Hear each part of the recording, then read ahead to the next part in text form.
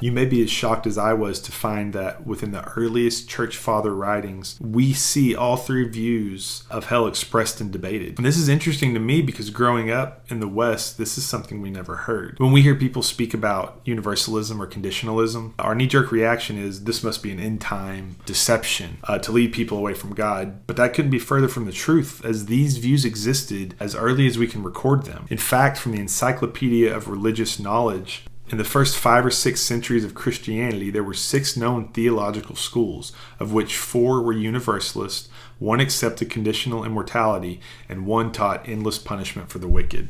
And Augustine and Tertullian studied at Carthage, which promoted eternal conscious torment. Justin Martyr and Irenaeus were conditionalists, while Gregory of Nyssa and Origen of Alexandria were universalists. And I can already hear the argument against universalism with people saying, well, wasn't Origen condemned a heretic? And yes, he was condemned a heretic, some 300 years after his death by way of an imperial edict. But you know who else was condemned as a heretic? Martin Luther. So I don't think we should be so quick to point out who the Roman Catholic Church is condemning as heretics, because I think we would find ourselves on that list very quickly.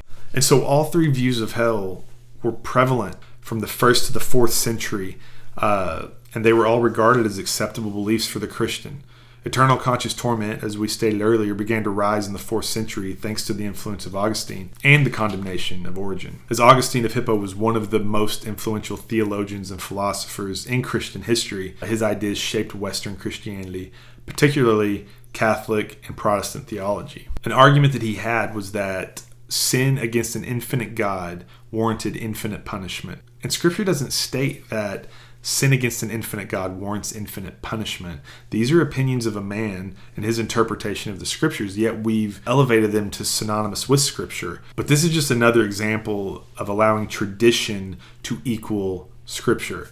And this is the very thing that the Reformation was meant to break us away from. In Augustine's writing, in particular, the City of God emphasized God's justice and eternal punishment for the wicked, which aligned with the Roman Catholic legalistic mindset of a retributive justice. So over time, Augustine's interpretation of hell was institutionalized through church councils and reinforced through Western Christianity, shaping both Catholic and Protestant theology for centuries.